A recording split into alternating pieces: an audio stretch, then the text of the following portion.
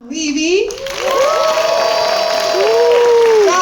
Hugh Jackman, star writer producer Ryan Reynolds.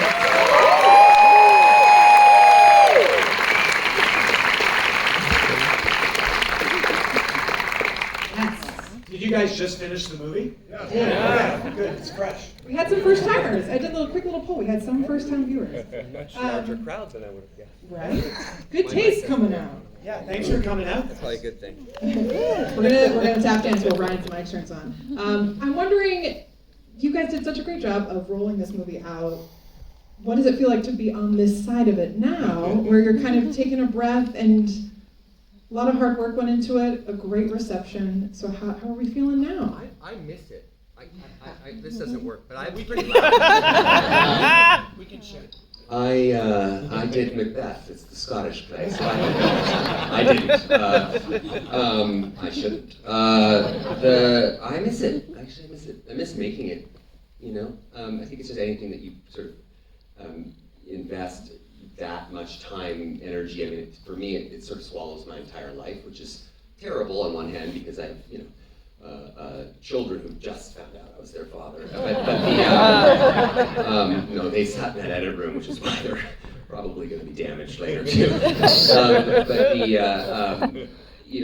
on one hand, that's sort of hard, but on the other hand, it's just I love these movies so much. So much goes into them. There's so much anticipation in this cross section of comedy and drama, both of which I think have to subsist on kind of tension, and I just love that alchemy and the building of those blocks together, and there's just nothing quite like the theatrical experience. Going to a movie, that collective effervescence that would have happened in this room just now, where everybody's sort of feeling the same thing at the same moment, reacting at the same time.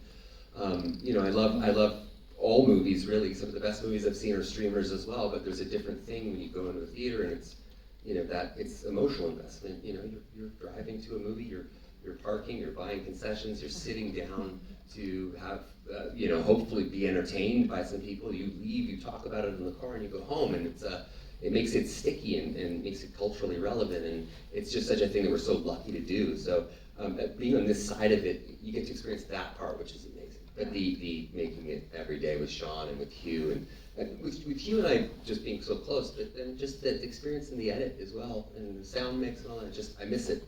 Yeah, Sean was saying there's something for both you and Hugh actually being here on the Fox. For all of us. I mean, right. For all of us, so much of my career, my company still has its sign on the door.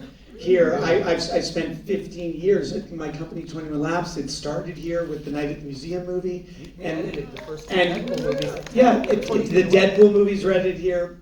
9 of my movies were made here. We did Free Guy here, and obviously Hugh, who's done so many.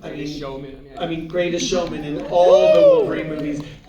For us I miss it too, by the way, because it was hard work but joyous. But when you're making this kind of movie, which is complicated but really built for audience delight, to experience the embrace that we have with this movie, critically and popularly, and all around the world, it's very, that's our job. Our job is to connect with audiences in hopefully a moving and escapist and resonant way. And so to feel that embrace has been amazing.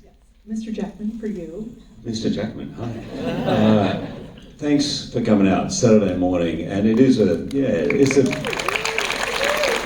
thrill. If you looked at my phone, you'll see all these photos I was taking. I was in with Raya, and I'm trying to take photos for the windscreen of the lot because I have so many years of memories. In fact, the building just over here, I remember meeting Tom Rothman before I went to audition as Wolverine, and then I got dragged down a hallway to meet Bill Mechanic. Whoa. Yeah, we're going back. Yeah. And just so many years of being here, and he didn't even mind going through the visitor line, not through the VIP line. I'm being stopped. I was thinking this is okay. But the entire movie, very much one of the themes is around legacy, isn't it? and the idea that we're on this lot, and there was so much. Even you saw at the end of the movie that montage of all the years and all the characters and all the films, comic book movies that They did play all the way through that, didn't they? You did see it. That was really important. Yeah, obviously when I first saw that, these guys told me they were doing it, I cried, and I realized I was a baby. And the entire experience, your first question, what is it like? We really got together as we went around the world, not only while we were filming it, we took a photo of the three of us. A photo was taken of the three of us at the beginning of the film hugging, and at the very end of the film we recreated it, and then at Comic-Con we did the same shot again, because what a rare thing it is. I know we have a bunch of actors and people involved in the business, but what a rare thing it is to do the thing that you love with the people you love on a project you love. And that we reminded ourselves of that every day, and as we promoted it. And we would often use the word, let's celebrate this, no matter what happens, but now we can really celebrate it because it actually turned out okay. And you don't have to be worried about secrets, right? There's some real good surprises in this. I'm wondering if there was kind of a most delightful reaction from a studio executive or on the executive side, just as you're making it, because I have heard, obviously, Mr. Feige very supportive, but I'm just wondering if there were any fun question marks or feedback for some of the wonderful jokes. Yes. Oh God, yes. Too well. Thank you so much. So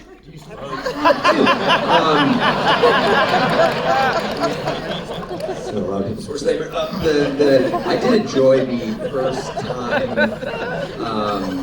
Bob Iger watched the movie with Alan Bergman. I don't think I've been that nervous for anyone to see the movie, and it was just great to watch them sort of like. It wasn't that they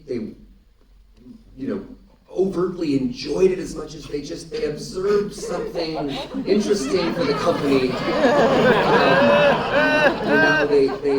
They internalized what we did, but they were always, without fail, supportive, much to our surprise. I mean, from our earliest drafts where we were just grinding on this script and really trying to come into this a little bit like the good kids in class. Like I felt like we had a lot to prove.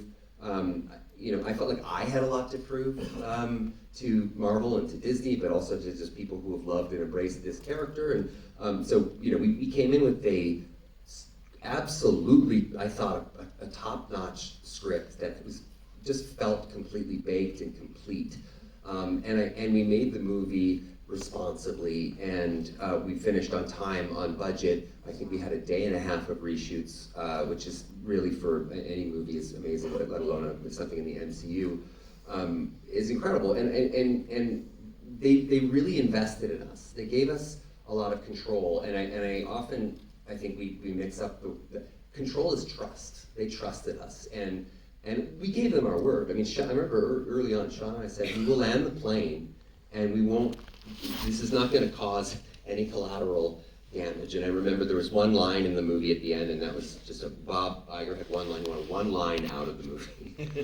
And my brain, of course, just heard, suddenly it turned into my favorite line. That's the most important line, Bob. I can't, it's a thing. The whole movie. You're getting one note from the grand poobah of Disney. I mean, one sentence. I mean, the man can order an airstrike on his iPhone. Let's just make it happy. But for Ryan Reynolds, it became, I mean, for how many weeks? 4 or 5 weeks, that line instantly became the most must-have critical line in the movie. Well, part of the problem is part of the solution. I get obsessive. And I can't help it. I'm so glad it's you saying Yes, that. exactly. I'm very therapized, Levy. But then, spending that time thinking of a line that would be as good or better. So it's good. I love it. Necessity is mother of invention. Part of writing, right? You're a writer and an actor and a producer. I want to talk a little bit about performance, because obviously this movie is hilarious, and the action, I love stunt sequences. I think it's so fun to watch actors do stunts. But you're also giving pretty incredible performances, and something that I think Hugh has brought to Logan, right, is that we fall in love with his emotional arc. Can you all kind of talk about what you most enjoy watching each other do? And then Sean kind of directing, getting to kind of, what that means. I'm really glad you're highlighting. I can speak to the writing. As an actor, when the script that you saw was the script that came before we started. And if anyone knows these worlds and these movies, that's not always the case. It was so good. I read that monologue that these guys wrote for Wolverine in the van, that the speech that I give in the van before, and I looked at it, I think I might have showed the page to someone else where they said there's more words for Wolverine on this page than in maybe an entire script normally for Wolverine. It's not the most verbose character, and all of a sudden there was this thing where he gets to skewer Deadpool. Oh, I loved it. But it really was just a beautiful piece of writing, and what you saw on the screen is word for word what was written for me, because it was just so good. These guys, people think, oh, well, that's Ryan being funny, he's funny, and the movie's funny. Sean does comedies. You guys know how hard it is to do comedy, but to do a comedy that has heart, that actually has themes, that makes you feel things, to thread that needle with action and I've done this type of thing a lot, I've just never been around producers, writers, directors, actors, so in charge, so confident, knowing, and so dedicated. The care that you had for Wolverine. I'm not even answering your question yet, sorry, but it was beautiful, and I think that's really was the secret sauce here. And so I loved watching. I've worked with Ryan as an actor. We were very close friends. I've worked with Sean, but to watch the two of them do what they do as actors and directors, but as writers and producers, was just the best I've ever worked with, and they're incredible.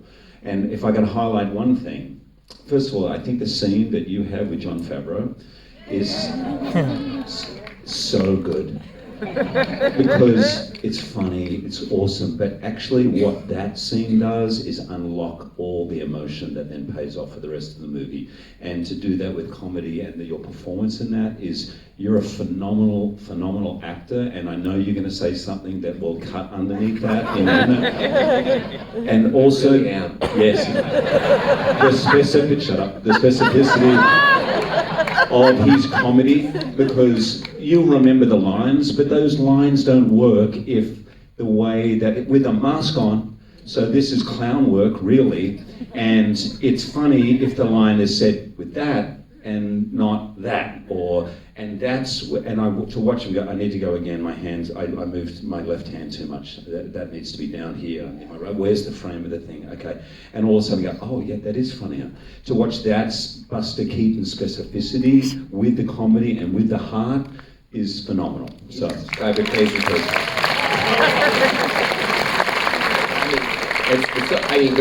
So much of Deadpool, when I first was on this lot, actually, I first put the suit on and we played around with the camera and that sort of thing. I did. It is clown work, and it's true. I mean, microfacial expressions are important, right? I mean, when you're emoting. So I don't have those with a mask, so I have to use my voice to create those little things. And then physicality is so important. I learned so much from the Every Frame a Painting kind of series, where you're watching Buster Keaton, and you're seeing the art of the gag, and you're seeing how a static camera, how comedy can be told, the story of comedy can be told so much more beautifully in a static image, when in this modern day and age we want everything to move quickly and fast and zooms and pulls back.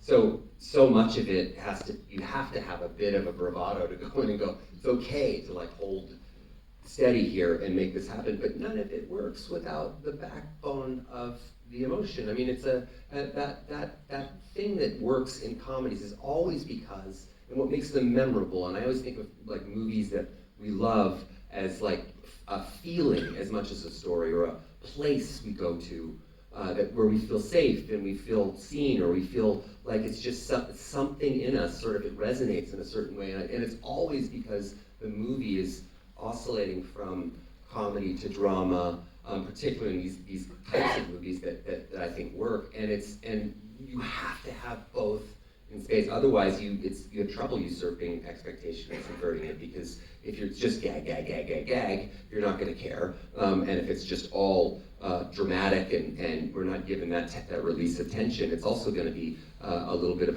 you're going to be in a bit of a tricky spot. So having somebody like Hugh, and to answer your question that you asked, I think Thursday, is that sitting 2 feet from Hugh when he's doing that scene in the van, It was one of the best things I've ever seen in my life, because this guy that I've known for 17 years evaporates, and there's no part of my brain, the cognizant part or the primal part, that isn't positive that this man is going to stab me in the face any second. I mean, I didn't know veins had veins in a forehead. And it's just remarkable to me that the how you've camouflaged this inner sociopath so well, because nothing about that felt fictional. And to me, I'm glad I'm wearing a mask, because my face is just, oh fuck. But to watch that close up like that, and there's even a little stage direction in there that says, right at the end of the speech, you have me just, right before it says, huh, mouth, you got nothing to say. There's this little stage direction that says a flicker, possibly a flicker of regret, moves across his pupils, but is gone before you realize it. And you see him fucking do it. So it's just, I was sitting that close, and I couldn't believe what a masterclass I got to witness. And I realized about the rare air that we get to breathe in this business, and it made me sort of retroactively stop taking anything for granted, even movies that don't necessarily work or feel good. It's just, we're really lucky to get to do this as storytellers, and I'm really lucky. I love it.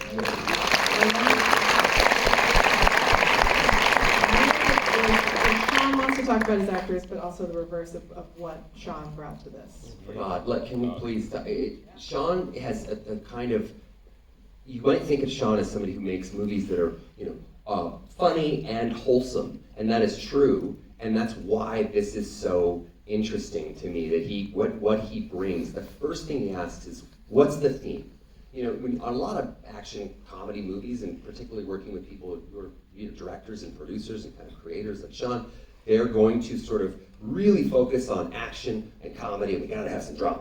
But Sean is like, what are we saying? What's happening? What is the arc? As we sit there and try to figure out, Hugh's gonna wear the suit. The first thing you ask is, why is he wearing the suit? And then that evolves into something Hugh said, is I'm still trying to look for this reason that he's here. And you suddenly latch onto this idea that he's wearing a hair shirt, that this thing is a penance, this thing is a punishment to himself. And that's because the questions you ask. And I always love how you constantly take us back to theme. We might think of the funniest thing on earth to do in the movie, but the restraint it takes to say why is, I think, is super important. It's why I think Deadpool Wolverine is the most joyful experience I've ever had making anything. And it really is because Sean shepherded all of that kind of delight and feeling into every moment of the film, not just the theme.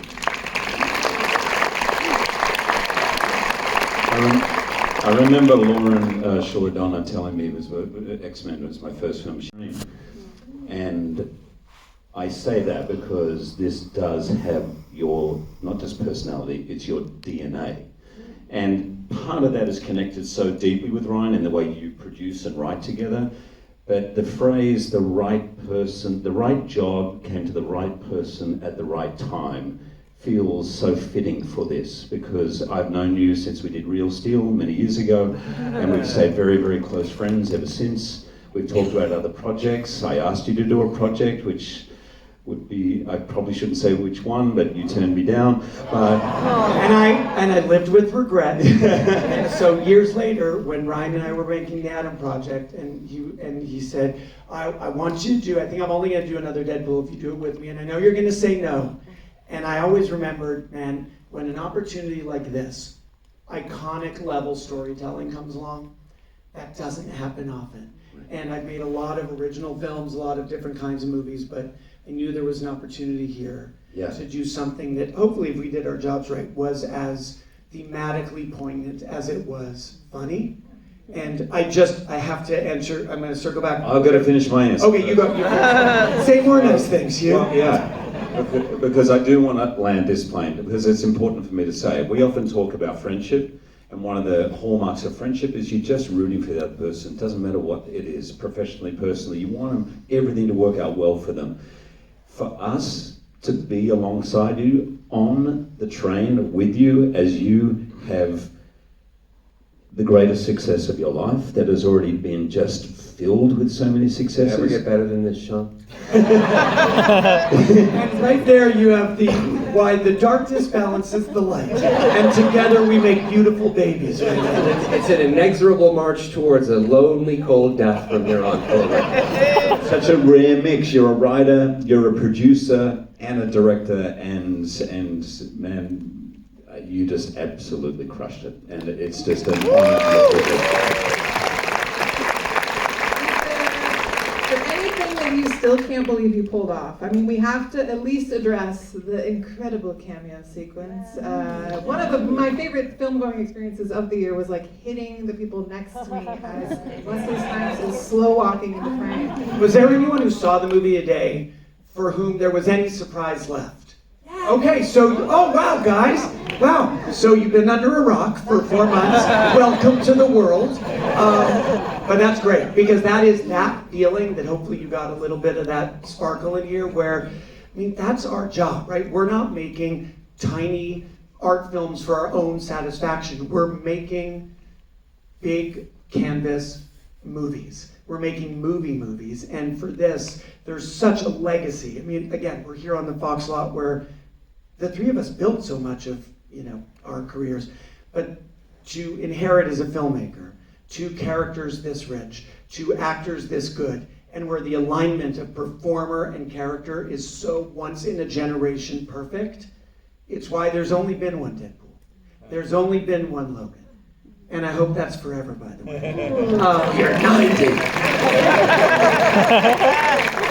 You mentioned the cameos. I think it's important to say, so much of the film is really inspired and built upon a foundation of redemption. And redemption is, I think, one of the rarest and most beautiful things in the world. And sometimes, once in a while, it's very rare you could find a piece of redemption or a story that involves or circles around redemption in which an audience or people are missing something or missing someone so much, and then this is where it gets, I think, particularly special, but they don't realize they're missing that person so much. So like, for me, one of the best moments of my life was watching Wesley Snipes break the plane in one shot and step into frame and have that moment, which always kind of blew me away, that he wasn't offered an opportunity with that character to close it out, or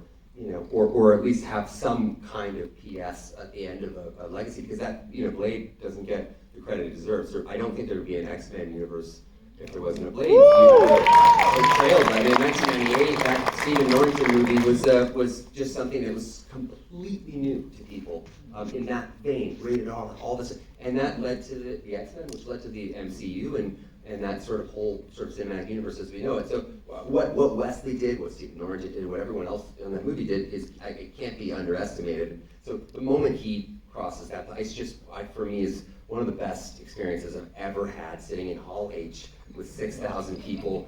Like, people were crying and screaming. There was a guy over there who was wailing, kind of like an exaltation with his own. It was just, and then seeing Wesley backstage and just the emotion on his face, and him having that moment where he said to Sean, I'm really glad that my kids were here to see that. So really, like, wow, holy. You mentioned redemption. I think also every person that came, I think, if you haven't seen Jennifer Garner's Electra training video, you must go to her Instagram, because we know these gentlemen put a lot of work into the physicality, but the fact that they come in and give their full Get this. heart. Channing, Wesley, Jen, Chris, they all came over, they all said yes. They all said, we want to come a week early so that it's us doing our own choreography.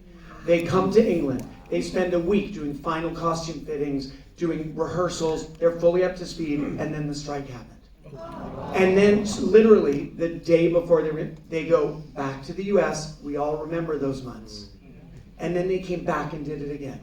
It was never a question. They knew that here was an opportunity to really do something. When that strike was called too, I remember it's the only time in my life I've ever not run off set to get that, red piping hot body condom off my body. I sat there for 30 minutes because I felt like we just lost because the redemption through lines for every one of them, you know, for Wolverine, for me, for Jen Garner's Elektra, and even Channing Tatum, who never had a chance.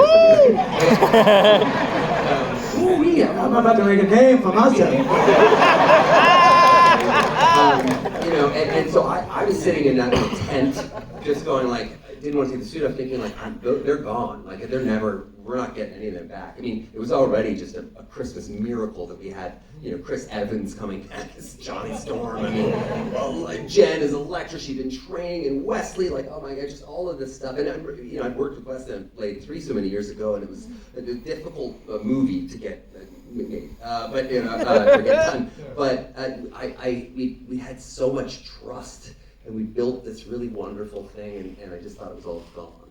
And then they all came back. It was just so wow. I wanted a quick fact check for Chris Evans. He did say he was going to be off book when he came and did that fabulous monologue. But don't we think Chris Evans is just a little bit better when he gets to be a little douchey? Yeah.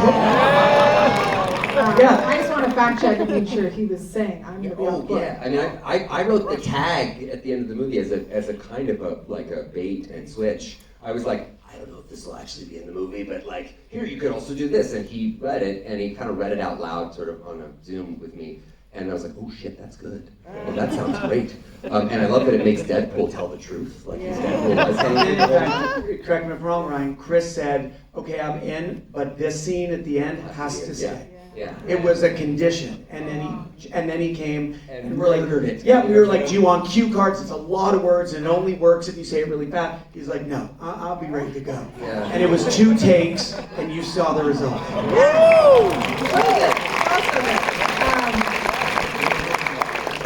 Maybe this Boston act, juggernauts, you know, like juggernauts. I think we all like our Chris Evans, just a little dirty. I love it. Right? Yeah, I love Captain America too, but anyway, you mentioned the piping hot suit. I'm just wondering if there's been innovations in that technology since you both started playing superheroes. I'm hoping they have been. Mine has a fly now. Who knew? That's a luxury. Did it have no fly? First movie, no. It was It's a full strip down. yeah, I was like, whoa, okay, Ryan has to pee, so we lost the day. This is technically a fly, but a fly normally in a garment just makes it easier.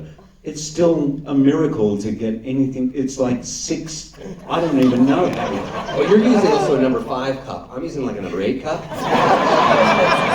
And then when you show up on set the second day, I think I went to a 16, I think. Then there was an intervention, and I went back to the 4. Look, it's a the movie has a little dirty element. I mean, they're okay with it. I don't know what you're talking about. What cup? I don't know what you're talking about. Wait, you weren't wearing one? Sorry. That's just how it is. I am actually genuinely curious if there is any comfort or if it is you were asking part of the performance. Yeah, about the actual suits. Because if they drove it into a wall. That's okay. You got it. The suits are engineering. I mean, it's the remarkable work. A guy named Russ Schenkel at Film Illusions is the guy who really developed and created the Deadpool suit as we know it. Every time I do a new Deadpool movie, which is, I've been lucky enough to do 3 of these, we always try to reinvent it. And then I always end up being the asshole who's like, remember the old one? It looked a little bit, it had this, and suddenly, by the time we're at the end, we're almost back to the exact same suit. Because I think it's one of the best superhero suits ever made in any superhero. It's just incredible.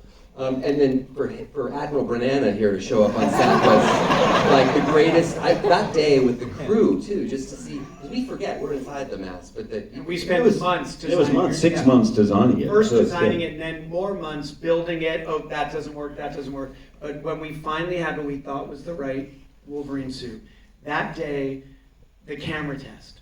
Ryan steps out, Hugh steps out, and there were grown men in tears because you couldn't believe that you're seeing these icons from the page finally side by side in that way. And but Billy Lawless, who works in my costume, his son is named Logan. I mean, he's bad. He said that we were walking off the set that day, and he went, "This was the best day of my life." And I'm like, I was like, why? What happened? The suits. I was like, oh yeah, no, the suits. Yeah, it's amazing. You start to, Please go ahead. But I'm so thrilled to finally wear it. I mean, it had been talked about, obviously, and there was just a collective wisdom that it just would never work. I have literally Tommy Turn legs, and the idea of a big yellow suit, I thought this is never going to work, and it just really, I can't imagine ever not wearing it. It was, and then what you guys created in the script of the suit being like a hair shirt, and this idea of him carrying it around with him was just so brilliant. But also, go back to your earlier question, one of the surprises I couldn't believe we pulled off is by the time the movie came out, people still didn't know about the cowl. And there'd been so much, okay, well, great, the suit, but what about the cowl? There'd been so much of that online, and we managed to keep that under wraps. If there's some Gen Xers here, you might remember that old, I think it's THX or is it Dolby, where that they turn the... THX. Yeah, that it felt like that in Hall H at Comic-Con. As he's reaching back, you could just feel the whole room go, and it just starts coming in. It's just like, I mean, it was like with that Oprah episode where everyone gets a car. Everyone gets a cowl. Yeah, it was wild. Well, we touch a little bit on kind of we'll say below the line. I know there's a lot of people here in production. It's such an achievement, like from top to bottom. I don't know if there's like other specific highlights you want to make just in I'm glad to hear, because I know there's a bunch of us, we all do different crafts in this business, but if you're in it, you know a movie of this scale is so complex, and it only works like, yes, we have to do our jobs really well, but we're reliant on hundreds of not just department heads, but artisans, men and women who have to bring their highest A game to this, whether it's, I mean, in every aspect, from the sound mix to the sound effects design to the music edit to the art department. This really was. Also, I gotta say, we don't forget Ray Chan, who's our production designer. He passed away on the last day of our shooting, tragically, and young. And the work that he did, the worlds that he built, he along with so many other incredible craftspeople that, you know, we had the dumb luck to get to just stand there with and work with and watch their kind of brilliance. Ray was just a guy who, he could come up and show you something that you were like, I can't, that's not gonna work, Ray. And it was like the third iteration, so it was a lot of work. And he would just tirelessly go back and then come to the table with something that was just mind-blowing. And to create those kinds of worlds and those jobs, I don't think the output and the work that they put into it and the reaction to it is never commensurate to me. The toil and time and skill that goes into becoming a Ray Chan is immeasurable, and the loss of Ray Chan is immeasurable, and the impact he left and is something that will live on forever. And we loved this guy. And I remember the last thing I couldn't believe the last thing last experience I had with Ray was we were doing our day and a half of reshoots, and we wanted a photograph, the photo of Wade floating in the water, the little Polaroid from the birthday cake. And we didn't have that flooring or any of that, we didn't have water. 10 minutes later, Ray was like, "You mean this?" And there it was, just floating with like a little flicker of flame reflecting off the water. And just like, and I'm so grateful that I said to him, "You're the best. You're just the best at what you do. The work you put in."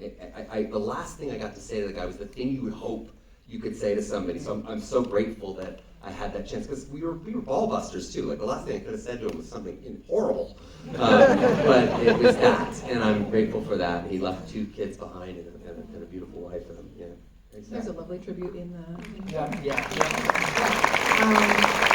I am unfortunately getting my time code signal from over here. I wonder if you have any like kind of final words you want to address. I was going to ask about the music, if there's like a tough song to get, but it seems like everyone was on board to give you their songs. Well, the one artist that definitely it took the house call to make it happen was Ryan. We had this idea, Ryan had it for years but we wanted like a prayer, but we also wanted permission to then deconstruct it and reorchestrate it with a brand new arrangement, new choir, of varying styles of choir. And so that one was Ryan and I spent a couple hours at Madonna's, and we were terrified. I've never seen 2. I mean, we were tap dancing. I just with the supper, the hat in the hand. I was like, do I call you Madonna, or do I say I've heard you say the Queen. They call you the Queen. And she was like, Those were your first she was words. like, M is fine, or Madonna, or the Queen. And then ultimately, we not only got her permission, but we got her input, and we re-recorded some of it because of an instinct that Madonna had. She's like, look, you can go with this, but I feel that if you changed this component, it's going to go next level. And the next day we did. And really that was, as a final thought, this movie, obviously it's a big, complicated movie, and we wanted to defy Marvel expectations. We wanted to bring audiences to theaters for a full experience. And the only way, I know we all work this way, is an openness to best idea wins. So whatever job titles we have, wherever the best idea came from, great, that's good, we're doing that. And so really being open to our partners, our creative team, was the bedrock kind of North Star of how we made it. You guys can feel that, right? You can feel that like they love what they do, and that everyone that worked on this, like I feel like when you watch this movie, you can feel that reflected back. So wonderful to be here with all of you. This movie hits Disney Plus November 12th. Thank you all so much for